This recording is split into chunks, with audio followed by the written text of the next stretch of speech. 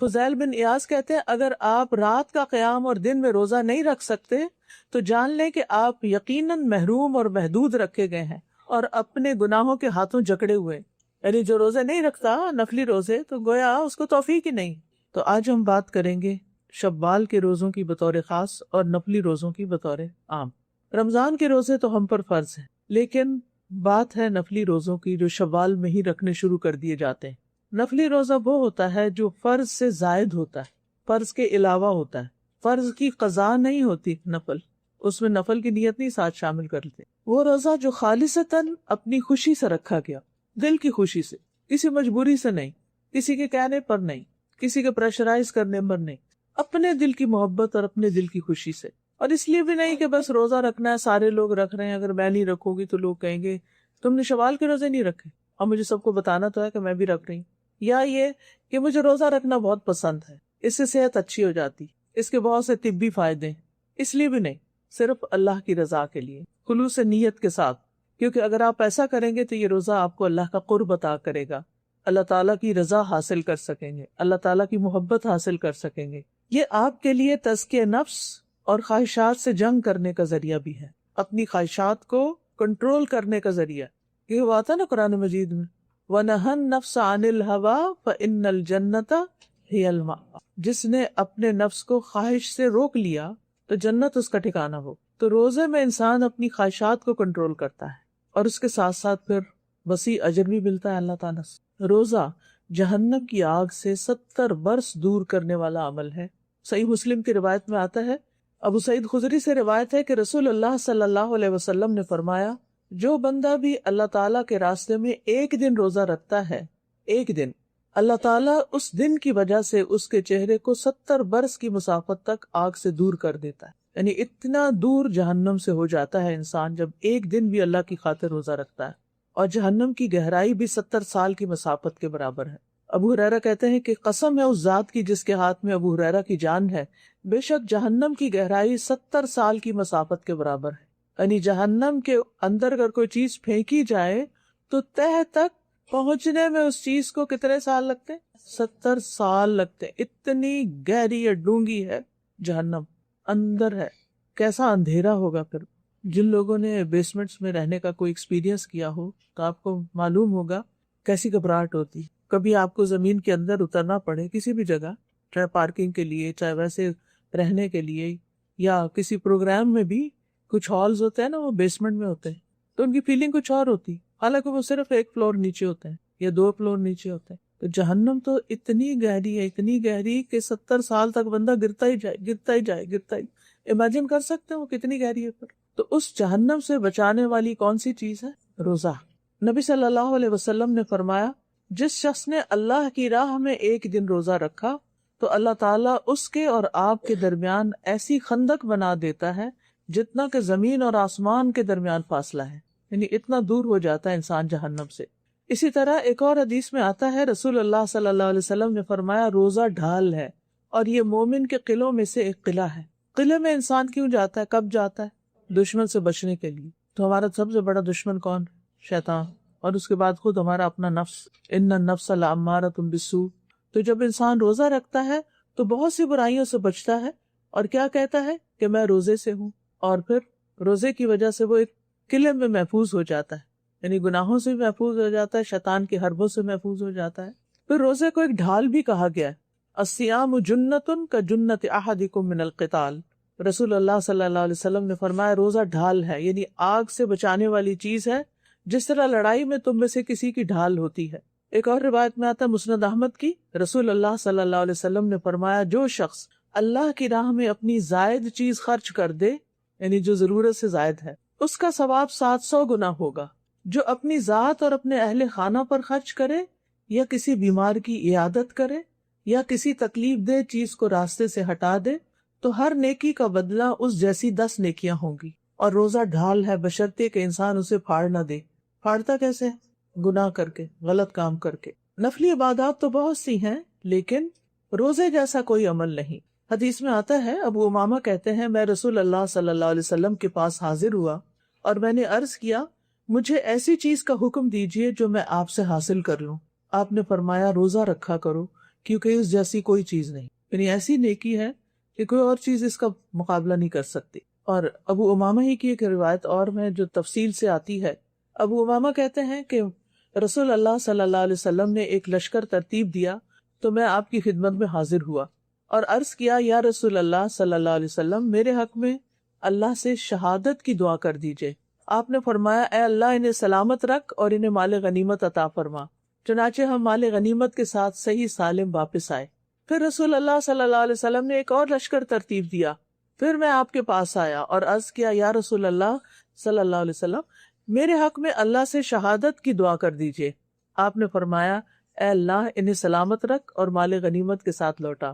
پھر تیسری مرتبہ جب لشکر ترتیب دیا تو میں نے عرض کیا، یا رسول اللہ، میں اس سے پہلے بھی 2 مرتبہ آپ کے پاس آ چکا ہوں۔ میں نے آپ سے یہ سوال کیا تھا کہ آپ اللہ سے میرے حق میں شہادت کی دعا کر دیجئے، لیکن آپ نے اللہ عز و جل سے سلامتی اور غنیمت کی دعا کی اور ہم مال غنیمت لے کر صحیح سالم واپس آ گئے۔ لہٰذا یا رسول اللہ، اب تو میرے لیے شہادت کی دعا کر دیں۔ لیکن آپ نے فرمایا، اے اللہ انہیں سلامت رکھ اور انہیں مال غنیمت عطا کر۔ کہتے ہیں ہم مال غنیمت لے کر صحیح سالم واپس آ گئے۔ اس کے بعد میں آپ کی خدمت میں حاضر ہوا اور عرض کیا، اللہ کے رسول، مجھے کسی عمل کا حکم دیجئے، کوئی حکم دیجئے، میں کوئی کام کروں، کچھ نیکی کروں۔ آپ نے فرمایا، اپنے اوپر روزے کو لازم کر لو، کیونکہ اس جیسا کوئی عمل نہیں، یعنی روزے رکھنے کی عادت ڈال لو۔ تو ظاہر ہے کہ رمضان تو 1 مہینے میں ہی گزر جاتا ہے، پھر سال کے 11 مہینے تو خوب چھٹی کرتے، پھر اگلے رمضان میں روزے رکھتے ہیں۔ لیکن آپ نے دیکھا ہوگا کہ رمضان کے روزے رکھ کر ایسی عادت ہوتی ہے کہ دل نہیں چاہتا رمضان ختم ہو، کیونکہ ہمارے اوقات، ہمارا ٹائم ٹیبل، ہمارا کھانے پینے کا سسٹم، ہمارا فزیکل ڈائجسٹو سسٹم وہ بھی اتنا ریگولر ہو چکا ہوتا ہے کہ ہم سکون میں آئے ہوئے ہوتے ہیں۔ تو اس لیے کتنا احسان ہے ہم پر ہمارے دین کا کہ ہمیں رمضان کے بعد پھر مزید روزے رکھنے کی ترغیب دی گئی۔ تو بہرحال حضرت ابو امامہ نے نبی صلی اللہ علیہ وسلم کی یہ حدیث اس طرح پلے باندھی۔ کہا جاتا ہے کہ ابو امامہ، ان کی بیوی اور ان کے خادم کو اکثر روزے رکھتے دیکھا گیا۔ اگر دن کے وقت ان کے گھروں سے دھواں اٹھتا ہوا دکھائی دیتا تو لوگ سمجھ جاتے آج ان کے ہاں کوئی مہمان آیا، ورنہ ان کے ہاں دن کو کھانا نہیں پکتا۔ امامہ رضی اللہ عنہ کہتے ہیں کہ ایک عرصے تک میں اس پر عمل کرتا رہا جب تک اللہ کو منظور ہوا۔ پھر میں آپ کے پاس حاضر ہوا اور عرض کیا، یا رسول اللہ، آپ نے مجھے روزہ رکھنے کا حکم دیا تھا، مجھے امید ہے کہ اللہ نے ہمیں اس کی برکتیں عطا فرمائی ہیں۔ یا رسول اللہ صلی اللہ علیہ وسلم، اب مجھے کسی اور عمل کا حکم دیجیے، یعنی یہ تو عادت پکی ہوگی، اب کوئی اور بتائیے۔ نبی صلی اللہ علیہ وسلم نے فرمایا، جان لو کہ اگر تم اللہ کے لیے ایک سجدہ کرو گے تو اللہ اس کی برکت کی وجہ سے تمہارا ایک درجہ بلند کر دے گا اور ایک گناہ معاف کر دے گا۔ تو یہ ہیں وہ عبادتیں جن کی وجہ سے انسان کو اللہ تعالیٰ کا تقرب حاصل ہوتا ہے اور انسان کے دل کے اندر بھی ایک سکون آتا ہے اور انسان کی آخرت بھی سنور جاتی ہے، کیونکہ فرائض کی ادائیگی سے زیادہ بندہ کسی چیز سے اللہ کا قرب حاصل نہیں کرتا، اور مسلسل نوافل کے ذریعے بندہ اللہ کا قرب حاصل کرتا رہتا ہے، یہاں تک کہ اللہ تعالیٰ اس بندے سے محبت کرنے لگ جاتا ہے، اور جب محبت کرتا ہے تو پھر اس کو نیکیوں کی توفیق بھی دیتا ہے۔ اور اللہ تعالیٰ کی محبت کی علامت کیا ہے کہ روزے دار کے منہ کی بو اللہ کے نزدیک مسک کی خوشبو سے بھی زیادہ اچھی ہوتی ہے۔ پھر یہ کہ روزہ صدقہ بھی ہے۔ ابو اسد الدؤلی کہتے ہیں کہ ہم ابو ذر رضی اللہ عنہ کے پاس تھے کہ انہوں نے کہا، صبح ہوتی ہے تو تمہارے ایک ایک جوڑ پر صدقہ لازم ہو چکا ہوتا ہے اور ہر روز ایسے ہوتا ہے، چنانچہ اس کی ہر نماز صدقہ ہے، یعنی انسان کی، روزہ صدقہ ہے، حج صدقہ ہے، یعنی یہ ہم اپنے جسم کا صدقہ دیتے چلے جاتے ہیں، جان کا صدقہ دے رہے ہوتے ہیں۔ اور صدقہ گناہوں کو بھی بجھاتا ہے، گناہوں کی آگ ٹھنڈی کرتا ہے، فتنوں کا کفارہ بھی ہے۔ حدیث میں آتا ہے کہ آدمی کو اس کے اہل و عیال، اس کے مال اور اس کی اولاد اور اس کے پڑوسیوں کے بارے میں جو آزمائش آتی ہے اس کی معافی نماز، روزے، صدقے اور امر بالمعروف اور نہی عن المنکر سے ہو جاتی۔ یعنی ہمارے جو گناہ ہوتے ہیں، ہماری جو زیادتیاں ہوتی ہیں، وہ کس طرح معاف ہو جاتی ہیں؟ ان نیکیوں کی وجہ سے، ان الحسنات یذہبن السیئات۔ اسی طرح روزہ جو ہے وہ دعاؤں کی قبولیت کا ذریعہ ہے۔ رسول اللہ صلی اللہ علیہ وسلم نے فرمایا، 3 آدمیوں کی دعا رد نہیں کی جاتی، ان میں سے ایک روزے دار کی، یہاں تک کہ وہ اس کو افطار کر لے۔ اور روزے دار کے لیے 2 خوشیاں بھی ہیں، کون کون سی؟ ایک تو جب وہ افطار کرتا ہے تو اس وقت خوش ہوتا ہے، ذهب الظمأ وابتلت العروق وثبت الاجر انشاءاللہ، اور دوسری جب وہ اپنے رب سے ملے گا تو اپنے روزے سے خوش ہوگا، کیونکہ روزے کی جزا کون دے گا؟ اللہ تعالیٰ ہر نیکی کا بدلہ بتا دیا گیا ہے کہ ایک نیکی کا بدلہ 10 نیکی ہے، لیکن روزے کا بدلہ نہیں بتایا گیا۔ الصوم لی وانا اجزی بہ، روزہ میرے لیے اور میں اس کا بدلہ دوں گا۔ وہ سرپرائز ہے۔ تو قیامت کے دن جب انسان اپنے روزے کا بدلہ دیکھے گا تو وہ خوش ہو جائے گا، اس سے بڑھ کر اور کیا چاہیے۔ اور پھر اگر کوئی شخص روزے کی حالت میں فوت ہو جائے، نبی صلی اللہ علیہ وسلم نے فرمایا جو شخص اللہ کی رضا کے لیے ایک دن روزہ رکھے اور اسی پر اس کا اختتام ہو جائے، یعنی روزے کی حالت میں ہی رخصت ہو جائے، تو وہ جنت میں داخل ہوگا، دخل الجنہ۔ پھر اسی طرح قبر میں روزہ مومن کی حفاظت کرتا ہے، یعنی میت کو جب قبر میں رکھ دیا جاتا ہے تو وہ دفنانے والوں کی واپسی کے جو قدم ہوتے ہیں ان کی آواز سنتے ہیں۔ اگر وہ مومن ہوتا ہے تو نماز اس کے سرانے ہو جاتی ہے، روزہ اس کی دائیں طرف ہوتا ہے، زکوٰۃ بائیں طرف ہو جاتی ہے، اور دیگر نیک کام، صدقہ خیرات اور لوگوں سے اچھائی یہ اس کے پاؤں کی طرف آ جاتے ہیں۔ تو جب اس کے سرہانے کی طرف سے آ جاتا ہے تو نماز کہتی ہے کہ میری طرف سے آنے کا کوئی راستہ نہیں ہے، یعنی کوئی عذاب آتا ہے یا کوئی چیز آتی ہے تو نماز نہیں آنے دیتی۔ جب دائیں طرف سے کوئی چیز آتی ہے تو روزہ کہتا ہے میری طرف سے آنے کا راستہ نہیں، روزہ پروٹیکٹ کرتا ہے۔ بائیں طرف سے آتا ہے زکوٰۃ کہتی ہے میری طرف سے آنے کا بھی کوئی راستہ نہیں، اور اگر پاؤں کی طرف سے کوئی چیز آنا چاہتی ہے تو دیگر نیک اعمال، صدقہ، نماز، نیکی، لوگوں سے حسن سلوک، وہ کہتے ہیں کہ میری طرف سے بھی آنے کا کوئی راستہ نہیں، اور اس طرح انسان قبر میں بھی صحیح سلامت محفوظ ہوتا ہے۔ قیامت کے دن بھی روزہ سفارش کرے گا۔ کیا کہے گا روزہ؟ اے رب، میں نے دن کے وقت اسے کھانے اور خواہشات کی تکمیل سے روکے رکھا، اس کے بارے میں میری سفارش قبول فرمائی، یعنی اس کو بخش دیجیے، اور اس کی سفارش قبول کر لی جائے گی۔ اسی طرح قرآن مجید بھی سفارش کرے گا۔ ابو امامہ جن کا ذکر پیچھے گزرا ہے، ان کی ایک اور روایت بھی ملتی ہے مسند احمد میں۔ وہ کہتے ہیں ایک مرتبہ میں آپ کی خدمت میں حاضر ہوا اور عرض کیا مجھے کسی عمل کا حکم دیجیے جو مجھے جنت میں داخل کرا دے۔ آپ نے فرمایا اپنے اوپر روزے کو لازم کر لو، کیونکہ روزے جیسا کوئی عمل نہیں۔ پھر میں دوبارہ آپ کی خدمت میں حاضر ہوا تو آپ نے فرمایا روزے کو ہی اپنے اوپر لازم کر لو، یعنی بار بار اسی کی تاکید کی۔ اور روزے داروں کے لیے جنت میں ایک مخصوص دروازہ ہوگا خاص، کیا نام ہے اس کا؟ ریان۔ اور جب آخری روزہ دار داخل ہو جائے گا تو اس دروازے کو بند کر دیا جائے گا۔ اور روزہ رکھنے والوں کے لیے جنت میں خوبصورت بالا خانے بھی ہیں۔ حدیث میں آتا ہے جنت میں ایک بالا خانہ، وہ اوپر کا مقام ایسا بھی ہے جس کا ظاہر اس کے باطن سے اور باطن ظاہر سے نظر آتا ہے، جیسے گلاس کے ونڈوز ہوتے ہیں۔ یہ اللہ نے اس شخص کے لیے تیار کیا ہے جو لوگوں کو کھانا کھلائے، نرمی سے بات کرے اور مسلسل روزے رکھے، اور اس وقت نماز پڑھے جب لوگ سو رہے ہیں۔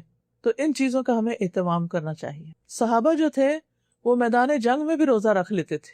عبداللہ بن رواحہ جو تھے جب ان کی شہادت ہوئی تو وہ روزے سے تھے۔ غزوہ موطا کے موقع پر زید بن حارثہ اور جعفر طیار جب شہادت پا چکے تو عبداللہ بن رواحہ کو فوج کا امیر مقرر کیا گیا۔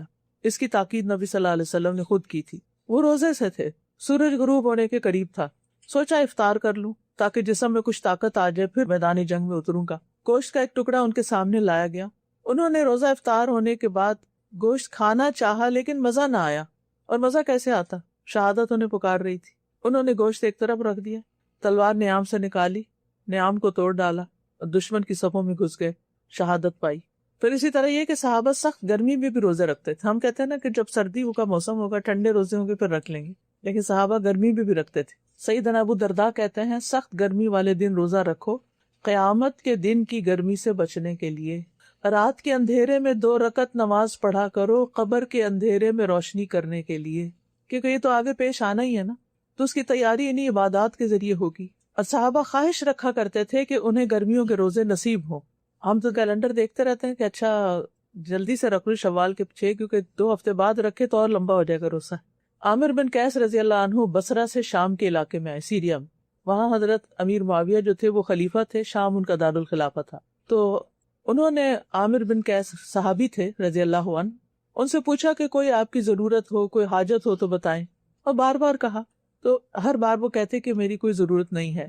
جب انہوں نے بہت اصرار کیا حضرت معاویہ نے، تو کہنے لگے میری حاجت یہ ہے کہ مجھ پر بصرہ کی گرمی لوٹا دو تاکہ روزہ مجھ پر سخت ہو جائے، کیونکہ تمہارے شہر میں روزہ بہت ہلکا ہے، یعنی روزے کا ایک مزہ بھی چکھوں۔ کیا ان کی تمنائیں تھی، کیا خواہشات تھی، اور ہم کیا سوچتے کہ اگر ہمارے پاس چوائس ہو تو جب گرمیاں یہاں ہوں اور آسٹریلیا میں سردیاں ہوتی ہیں، چلو بچے وہاں رہتے ہیں، وہاں چلے جاتے ہیں، روزے اچھے گزر جائیں گے۔ ہم ہمیشہ رخصتیں اور سہولتیں ڈھونڈتے رہتے ہیں۔ حضرت عائشہ رضی اللہ تعالیٰ عنہا بھی سخت گرمی میں نفلی روزہ رکھ لیتی تھی۔ حضرت عبداللہ بن عمر نفل روزہ رکھتے، بعض اوقات گرمی کی شدت کی وجہ سے بے ہوش ہو جاتے تھے، لیکن روزہ افطار نہیں کرتے تھے۔ وہ کیوں گرمیوں کے روزے رکھتے تھے؟ کیونکہ وہ روزہ جتاتا ہے، محسوس کراتا ہے، پیاس لگتی ہے۔ آج کل کے روزے تو بہت اچھے تھے، آسان تھے، پتہ ہی نہیں چلا روزے گزر گئے، ایک دن بھی پیاس نہیں لگی، یا لگی تھوڑی بہت لگی، مشکل نہیں ہوئی۔ تو وہ اپنے نفس کو محسوس کرانا چاہتے تھے، اور یعنی انسان ان چیزوں سے اپنے نفس کو توڑتا ہے، نفس قابو میں آتا ہے، نفس کنٹرول ہوتا ہے۔ اور صرف یہ نہیں کہ بڑے بڑے صحابہ ہی روزے رکھتے تھے، عوام بھی رکھتے تھے۔ عبداللہ بن عمر اپنے ساتھیوں کے ساتھ ایک سفر پر نکلے تو راستے میں ان کے لیے دسترخوان بچھایا گیا، پاس سے ایک چرواہا گزرا، سیدنا عبداللہ بن عمر نے اسے بلایا تاکہ وہ بھی ان کے ساتھ کھانے میں شریک ہو جائے۔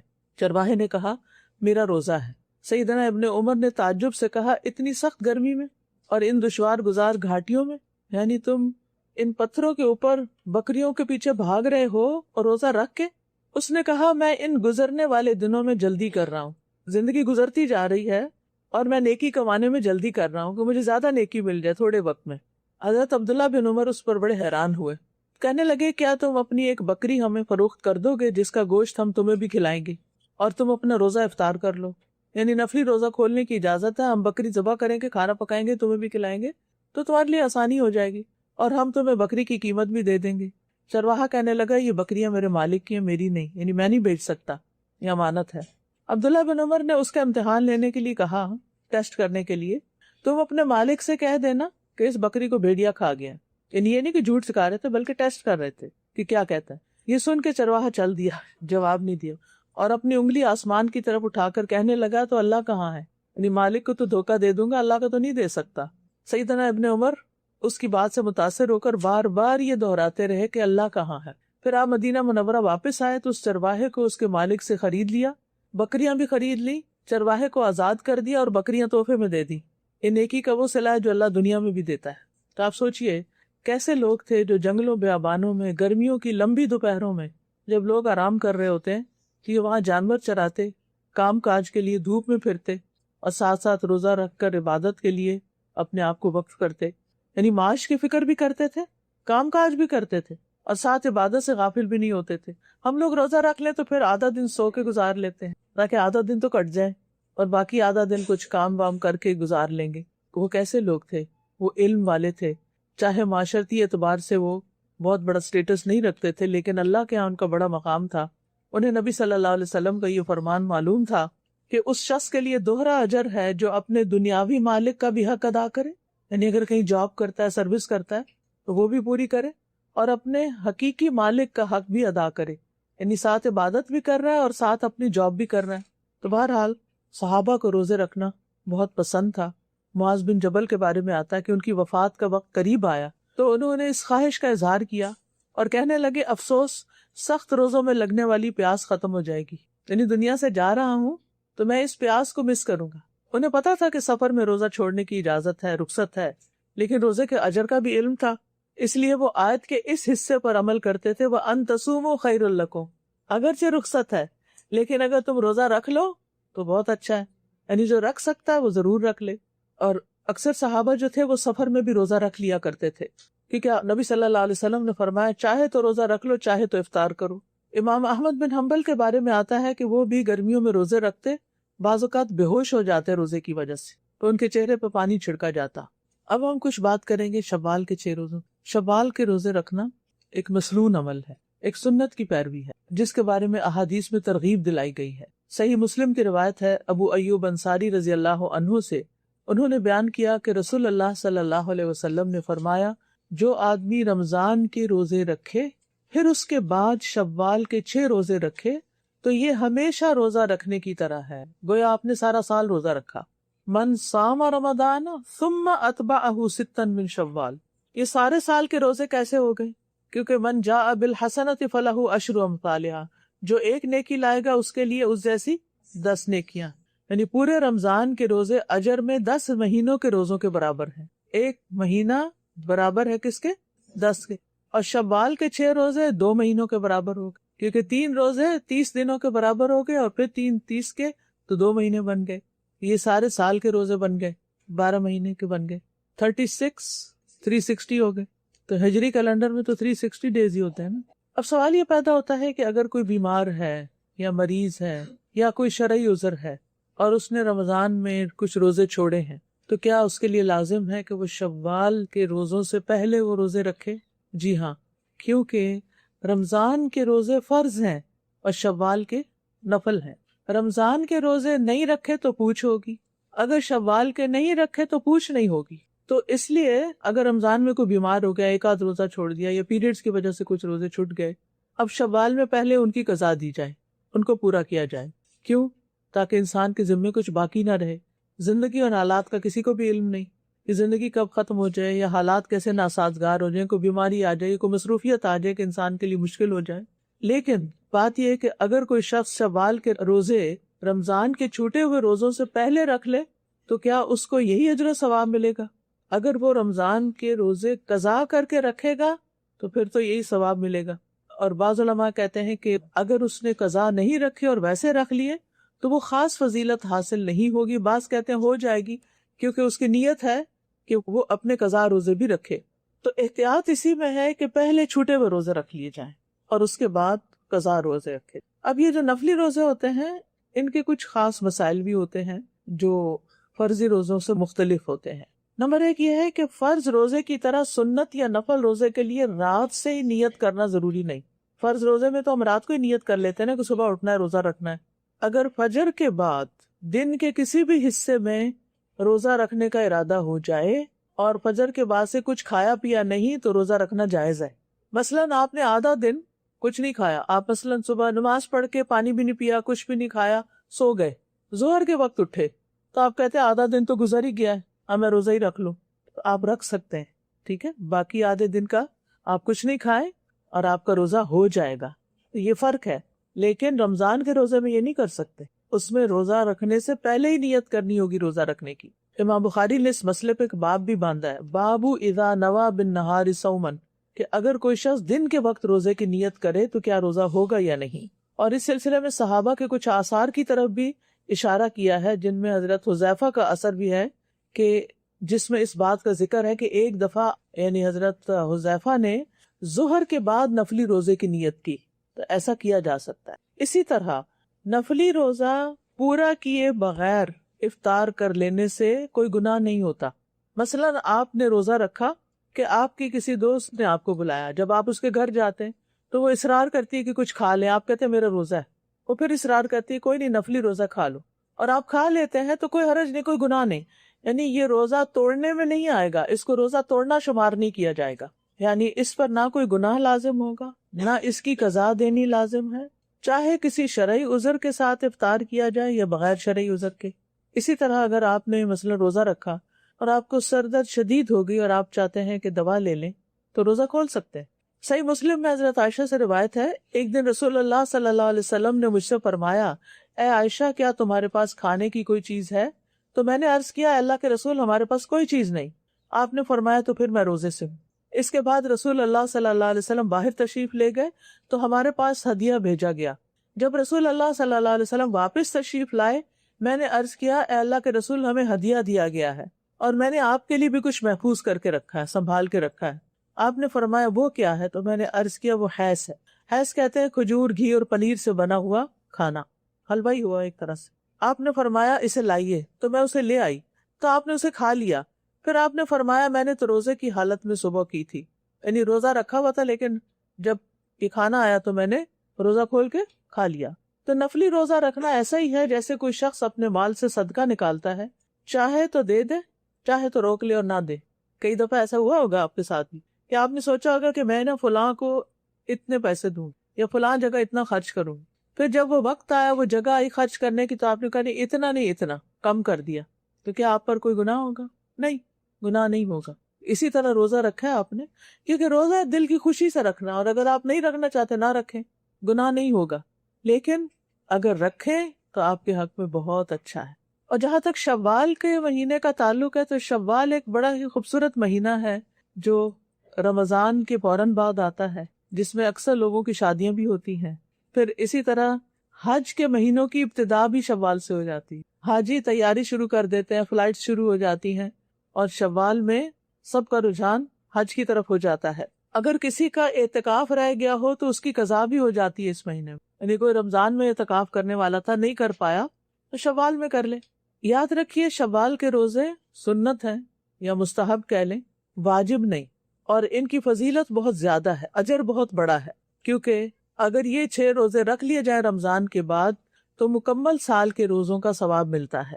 پھر اسی طرح شوال کے روزے رمضان کے روزوں میں کمی بیشی کا عوض بھی ہے. کیا مطلب اس بات کا؟ اگر رمضان کے روزوں میں آپ سے کوئی کوتاہی ہو گئی، روزہ رکھ کے آپ کے منہ سے کوئی ایسی بات نکلی، تو ایک طرح سے کفارہ بھی ہے ان کا. حدیث میں آتا ہے قیامت کے روز بندے سے سب سے پہلے اس کی نماز کا محاسبہ ہوگا. اگر وہ ٹھیک رہی تو کامیاب ہو گیا اور نجات پا گیا، اور اگر وہ خراب نکلی تو وہ ناکام اور نامراد رہا. اور اگر اس کی فرض نمازوں میں کوئی کمی ہوگی تو رب عز و جل فرشتوں سے فرمائے گا دیکھو میرے اس بندے کے پاس کوئی نفل نماز ہے، چنانچہ فرض نماز کی کمی کی تلافی اس کی نفل سے کر دی جائے گی. پھر اسی انداز سے سارے اعمال کا محاسبہ ہوگا کہ رمضان کے روزے میں اگر کوئی کمی بیشی ہو گئی تو وہ یعنی شوال کے روزوں سے پوری کر دی جائے گی. پھر یہ قضا جلدی ادا کرنے کا مہینہ بھی ہے.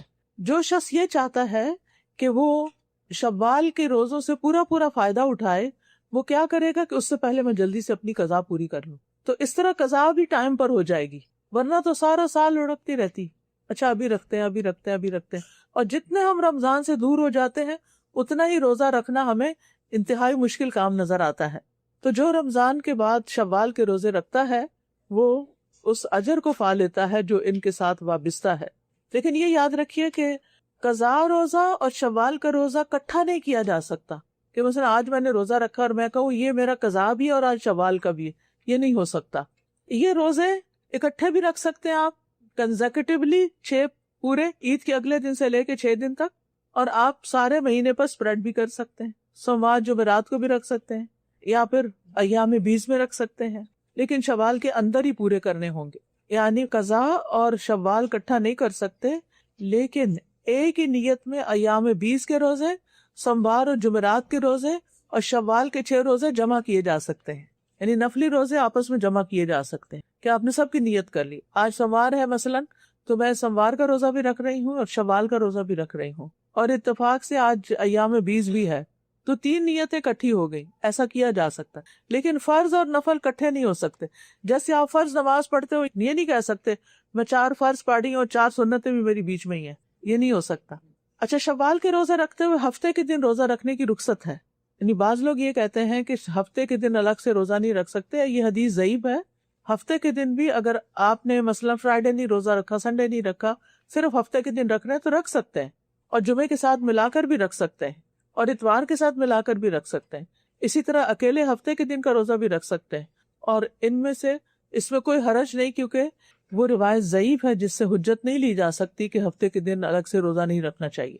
پھر اسی طرح یہ ہے کہ بلا عذر مؤخر نہیں کرنے چاہیے، ڈیلے نہیں کرنی چاہیے. اگر شوال گزر گیا اور آپ ذیقعدہ میں 6 روزے رکھ رہے ہیں تو اس کا فائدہ نہیں، وہ فائدہ نہیں ہوگا جو شوال میں رکھنے کا ہوگا. اچھا اسی طرح ہر سال رکھنا واجب نہیں ہے، کیونکہ بعض لوگ کہتے ہیں اگر 1 سال رکھ لیے تو ہمیشہ رکھنے پڑیں گے. ایسا کچھ بھی نہیں. آپ جب چاہے رکھیں اور جب چاہیں نہ رکھیں، اور بغیر عذر کے کوئی بھی نفلی روزہ چھوڑا جا سکتا ہے. اچھا شوال کے روزے پورے کرنے کے بعد عید منانا بدعت ہے. کچھ لوگ اس کا اہتمام کرتے ہیں کہ میں نے 6 شوال پورا کر لیا، آج میری عید ہے. یہ کوئی عید نہیں ہے. نبی صلی اللہ علیہ وسلم یا صحابہ نے ایسی کوئی عید نہیں کی. یہ دین میں ایک نئی بات نکالنا ہے، ایسا نہیں کریں، کیونکہ عیدیں تو بس 2 ہی ہیں ہمارے دین میں. لوگوں نے ایک تیسری بھی بنا لی، عید میلاد النبی، اس کی بھی کوئی حیثیت نہیں. اور یہ 6 شوال کے بعد بھی عید منانا، اس کی بھی کوئی حیثیت نہیں. اور پھر شوال میں شادی کرنا، حضرت عائشہ رضی اللہ عنہا سے نبی صلی اللہ علیہ وسلم نے شوال میں نکاح کیا اور شوال میں ہی ان کی رخصتی ہوئی. تو اس لیے کہا جاتا ہے کہ شوال میں نکاح کرنا مستحب ہے نبی صلی اللہ علیہ وسلم کی پیروی کرتے ہوئے، کیونکہ جاہلیت کے زمانے میں لوگ شوال کے مہینے میں نکاح کرنا اور کروانا منحوس سمجھتے تھے. حضرت عائشہ پسند کرتی تھی کہ اپنے رشتہ دار عورتوں کی رخصتی شوال میں کریں، اور بعض لوگوں کا عقیدہ یہ ہے کہ 2 عیدوں کے بیچ میں شادی نہیں کرنی چاہیے، تو یہ بھی غلط ہے. کسی بھی مہینے میں شادی کی جا سکتی اور کسی بھی دن میں کی جا سکتی. تو روزے رکھتے ہوئے یہ جو روزے رکھ رہے ہیں آپ اپنی نیت تھوڑی وسیع کر لیں. ایک یہ کہ اللہ ان روزوں کی وجہ سے میرے رمضان کے روزوں میں کوئی کمی بیشی ہو گئی ہو تو آپ اس کو پورا کر دیں. دوسرا یہ کہ رمضان کی نعمت کا شکر ادا کر رہے ہیں کہ اللہ تیرا شکر ہے تو نے رمضان پورا کروا دیا، اب ہم شوال میں شکرانہ ایک طرح سے ادا کر رہے ہیں. پھر یہ ہے کہ اللہ تعالیٰ کی اطاعت پر ثابت قدمی، کہ جس طرح 30 دن ہم ثابت قدم رہے، اب بھی ہم ثابت قدم رہ سکتے ہیں، یعنی اطاعت پر ثابت قدمی، اور اچھے خاتمے کی امید بھی رکھیں کہ ہو سکتا ہے کہ اسی روزے کی حالت میں دنیا سے چلی جاؤں۔ رمضان تو ایک ابتدا ہوتی ہے، ایک ٹریننگ پیریڈ ہوتا ہے، اس کی اپلیکیشن آپ سارا سال پھر کرتے ہیں، اور پھر 11 مہینوں کے بعد رمضان کا جو ٹریننگ پیریڈ ہے اس کو تھوڑا سا لمبا کر دیا گیا، جیسے موسیٰ علیہ السلام کو 30 راتوں کے لیے بلایا گیا تو 40 کر دی گئی، تو 30 روزے ہیں لیکن 6 اور اتنا ثواب بتا کے ان کو تھوڑا اور اس پیریڈ کو ایکسٹینڈ کر دیا گیا۔ اچھا، شوال کے علاوہ بھی کوئی نفلی روزے ہوتے ہیں؟ یوم عرفہ کا روزہ، عاشورہ اور محرم کا روزہ، پیر جمعرات کا روزہ، ایام 20 کے روزے، محرم کا روزہ، ہر مہینے کے 3 روزے، اور صوم داؤدی بھی۔ صوم داؤدی پتہ ہے نا آپ کو؟ رسول اللہ صلی اللہ علیہ وسلم نے حضرت عبداللہ ابن عمر سے فرمایا، اللہ تعالیٰ کے نزدیک سب سے زیادہ پسندیدہ روزے داؤد علیہ السلام والے روزے، اور سب سے پسندیدہ نماز بھی داؤد علیہ السلام کی نماز ہے۔ وہ پہلی آدھی رات تک سوتے اور تہائی رات قیام کرتے، پھر رات کا چھٹا حصہ دوبارہ سو جاتے۔ وہ ایک دن ناغہ کرتے اور ایک دن روزہ رکھتے، سارا سال ایسے ہی کرتے تھے۔ پھر اسی طرح یہ ہے کہ اگر ہفتے کا ایک دن انسان روزہ رکھ لیتا ہے نا تو باقی دنوں میں بھی اجر ملتا ہے اس کو۔ عبداللہ ابن عمر کہتے ہیں کہ رسول اللہ صلی اللہ علیہ وسلم نے فرمایا، تم ایک دن کا روزہ رکھو، یہ تمہارے لیے باقی دنوں کا بھی اجر بن جائے گا۔ تو انہوں نے عرض کیا، میں تو اس سے زیادہ کی طاقت رکھتا ہوں۔ آپ نے فرمایا تو 2 دنوں کا روزہ رکھو، یہ تمہارے لیے باقی دنوں میں بھی اجر بن جائے گا۔ انہوں نے عرض کیا، میں تو اس سے بھی زیادہ کی طاقت رکھتا ہوں۔ تو آپ نے فرمایا تو 3 روزے رکھ لو، اور یہ تمہارے باقی دنوں میں بھی اجر کا باعث بن جائیں گے۔ انہوں نے کہا، میں اس سے زیادہ کی طاقت رکھتا ہوں۔ تو آپ نے فرمایا 4 دن رکھ لو، اور یہ تمہارے لیے باقی دنوں میں اجر کا باعث بنے گا۔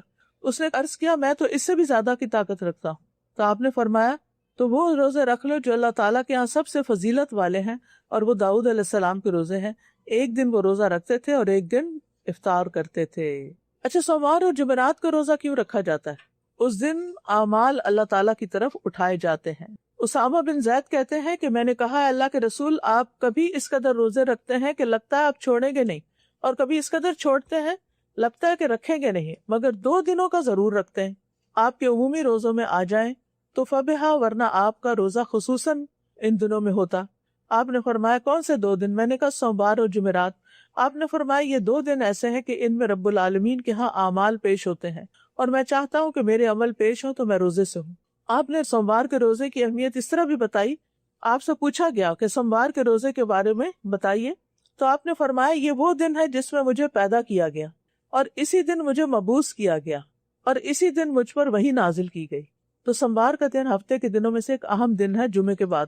حضرت عائشہ کہتی ہے کہ بے شک رسول اللہ صلی اللہ علیہ وسلم خوب کوشش سے طلبگار رہتے تھے شعبان، پیر اور جمعرات کے روزوں کا، یعنی پوری محنت اور کوشش سے یہ روزے رکھتے تھے۔ ابن عمر کہتے ہیں کہ رسول اللہ صلی اللہ علیہ وسلم ہر ماہ میں 3 روزے رکھتے تھے، ایک تو مہینے کی پہلی پیر کو، اور دوسرا اس کے بعد کی جمعرات کو، اور پھر تیسرا اس کے بعد کی جمعرات کو، اور اس طرح ایک مہینے میں 3 روزے پورے کر لیتے، یعنی 1 جمعرات اور 2 سومواروں کا روزہ۔ ایک تو نا ایام 20 کے 3 روزے، اور ایام 20 کے علاوہ اگر آپ ان 3 دنوں میں پیریڈ سے ہیں یا نہیں رکھ سکتے اکٹھے تو آپ اس ترتیب سے بھی رکھ سکتے ہیں، یعنی ایک دن سوموار کا، اگلے ہفتے جمعرات کا، اور پھر دوبارہ سوموار کا۔ اور اسی طرح قمری مہینے کی 13ویں، 14ویں اور 15ویں رات کو چاند زیادہ چمکتا ہے تو ان کو پھر ایام 20 کہا جاتا ہے، اس میں بھی روزہ رکھا جا سکتا ہے۔ نبی صلی اللہ علیہ وسلم نے فرمایا ہر مہینے 3 روزے اور ایک رمضان کے بعد دوسرے رمضان کے روزے رکھنا ساری عمر کے روزوں کے برابر ہے۔ یعنی اگر کسی کو یہ نصیب ہو جائے کہ ہر رمضان کے روزے رکھے اور پھر ہر مہینے 3 روزے رکھے، گویا اس نے پوری زندگی روزوں میں گزاری، باب الریان سے داخلہ ہو جائے۔ پھر اسی طرح یہ ہے کہ افضل تو ہے سوموار اور جمعرات کا روزہ رکھنا، لیکن اگر کسی اور دن کا بھی رکھ لے تو بھی ٹھیک ہے، اس کی پرواہ نہیں کرتے تھے کہ کون سے دن کا روزہ ہے۔ ابو عثمان نہدی کہتے ہیں کہ میں ایک مرتبہ 7 دن تک ابو ہریرہ کے ہاں مہمان رہا۔ انہوں نے اپنی بیوی اور خادم کے ساتھ رات کو 3 حصوں میں تقسیم کر رکھا تھا۔ پہلے ایک آدمی نماز پڑھتا، پھر دوسرے کو جگا دیتا، وہ نماز پڑھتا، پھر وہ سو جاتا اور تیسرے کو جگا دیتا، یعنی ساری رات گھر میں عبادت ہوتی رہتی تھی، ایک اٹھتا پھر دوسرا اٹھتا پھر تیسرا اٹھتا، باری باری سو بھی لیتے اور باری باری عبادت بھی کرتے۔ میں نے پوچھا، اے ابو ہریرہ، آپ روزہ کس ترتیب سے رکھتے ہیں؟ فرمایا میں تو مہینے کے آغاز میں ہی 3 روزے رکھ لیتا ہوں، شروع میں ہی، اور اگر کوئی مجبوری پیش آئے تو آخر میں بھی رکھ لیتا ہوں۔ اور ابو ہریرہ نے کہا کہ ایک مرتبہ رسول اللہ صلی اللہ علیہ وسلم نے اپنے صحابہ کے درمیان کچھ کھجوریں تقسیم فرمائیں، مجھے 7 کھجوریں ملی، جن میں سے ایک ردی کھجور بھی تھی۔ میرے نزدیک وہ ان میں سب سے زیادہ عمدہ تھی کہ اسے سختی سے مجھے چبانا پڑ رہا تھا۔ یعنی صحابہ کی پازیٹیوٹی دیکھیں، ہر چیز میں مثبت پہلو نکال لیتے ہیں۔ ٹھیک ہے یہ بہت نرم نہیں، سخت ہے اور دیر تک مجھے کھانے کا موقع مل جاتا ہے، جیسے چوارے ہوتے ہیں نا۔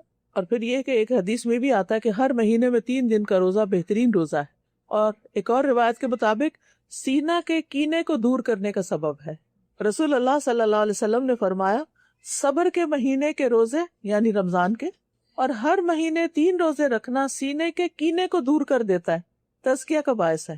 ابو ذر کہتا ہے میں نے رسول اللہ صلی اللہ علیہ وسلم کو فرماتے ہوئے سنا صبر کے مہینے کے روزے اور ہر مہینے کے 3 روزے رکھنا ایسے ہی ہے جیسے ہمیشہ روزہ رکھنا، اس سے سینے کا کینہ دور ہو جاتا ہے۔ میں نے پوچھا کہ سینے کے کینے سے کیا مراد ہے؟ فرمایا شیطانی گندگی، دل میں جو وسوسے آتے ہیں، بے چینی ہوتی ہے، اضطراب ہوتا ہے، ڈپریشن ہوتا ہے، اس کا علاج بھی ہے یہ روزے، اور یہ 3 روزے ایام بیز میں رکھے تو افضل ہے۔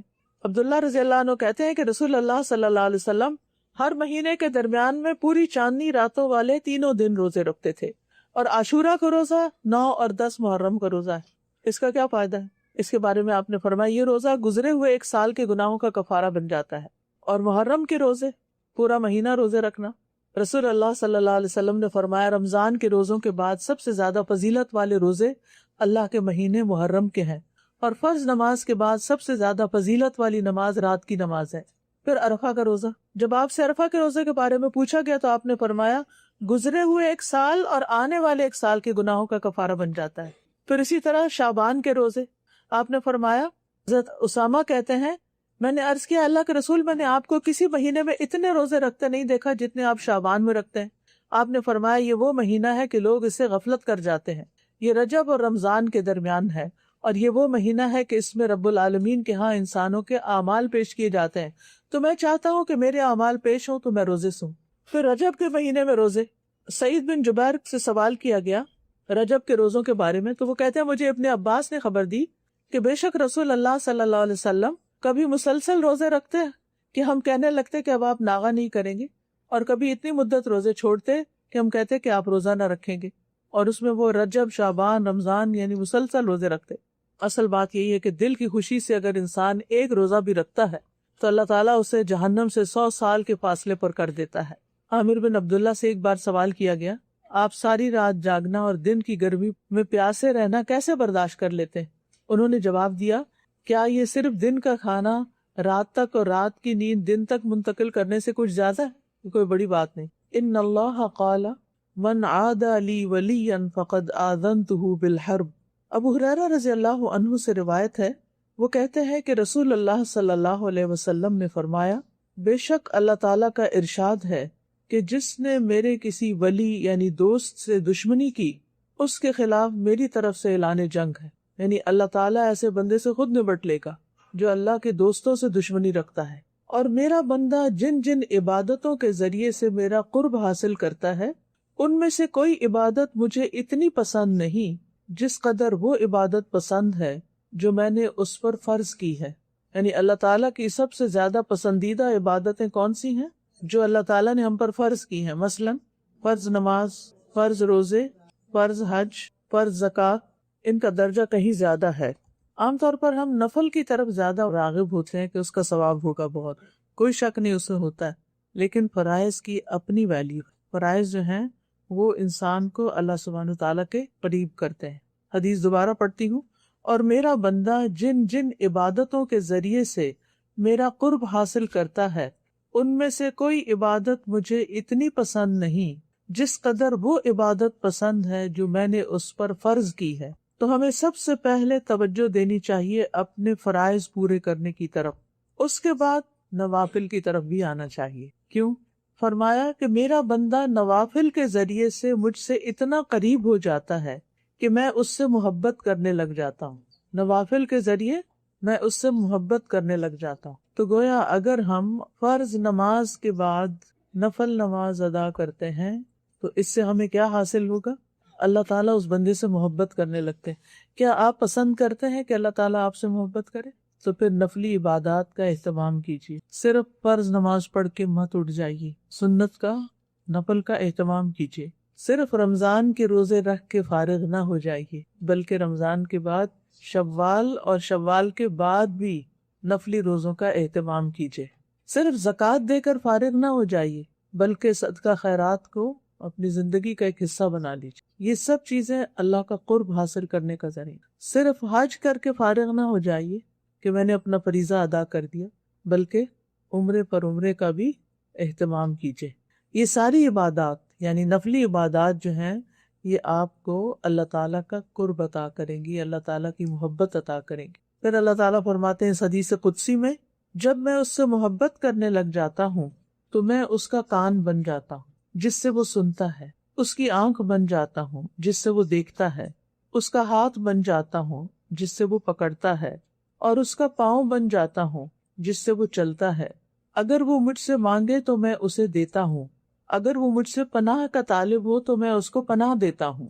یعنی اس کے کان، آنکھ، ہاتھ، پاؤں سب اللہ کی اطاعت میں لگ جاتے ہیں، اللہ سبحانہ و تعالیٰ کی نافرمانی کے کام چھوڑ کر اللہ تعالیٰ کی فرمانبرداری کے کاموں میں لگ جاتے ہیں۔ ان اعضاء سے اللہ تعالیٰ نیکیاں کرنے کی توفیق دیتا ہے، اور پھر اس شخص کی دعائیں قبول ہونے لگتی۔ اگر وہ مجھ سے مانگے تو میں اسے دیتا ہوں، اور اگر وہ مجھ سے پناہ کا طالب ہو یعنی کسی شر سے بچنے کے لیے اللہ کی پناہ لینا چاہتا ہو تو اللہ تعالیٰ اس کو پناہ بھی دیتے ہیں۔ میں کسی چیز میں تردد نہیں کرتا جس کو میں کرنے والا ہوتا ہوں، یعنی اللہ تعالیٰ فعال لما یرید، جو چاہتا ہے کر لیتا ہے، لیکن ایک کام میں تردد ہوتا ہے، اور وہ کیا ہے؟ جو مجھے مومن کی جان نکالتے وقت ہوتا ہے۔ وہ موت کو بوجہ تکلیف پسند نہیں کرتا، اور مجھے بھی اسے تکلیف دینا اچھا نہیں لگتا۔ تو بہرحال اگر آپ فرض عبادات کے ساتھ ساتھ نفلی عبادت کا اہتمام کرتے ہیں تو اس سے آپ اللہ تعالیٰ کے قریب ہوتے ہیں، اللہ تعالیٰ کی محبت پاتے ہیں، دعائیں قبول ہوتی ہیں، تکلیفوں اور شر سے پناہ ملتی ہے، اور انشاءاللہ موت بھی آسان ہو جائے گی۔ فضیل بن ایاز کہتے ہیں اگر آپ رات کا قیام اور دن میں روزہ نہیں رکھ سکتے تو جان لیں کہ آپ یقیناً محروم اور محدود رکھے گئے ہیں اور اپنے گناہوں کے ہاتھوں جکڑے ہوئے۔ یعنی جو روزے نہیں رکھتا نفلی روزے، تو گویا اس کو توفیق ہی نہیں، گناہوں کا کوئی وبال ہے اس پر۔ اللہ تعالیٰ سے دعا ہے کہ اللہ تعالیٰ ہمیں روزہ رکھنے کی توفیق عطا فرمائے۔ وآخر دعوانا ان الحمد للہ رب العالمین۔ سبحانک اللہم وبحمدک، اشہد ان لا الہ الا انت، استغفرک واتوب الیک۔ السلام علیکم ورحمۃ اللہ۔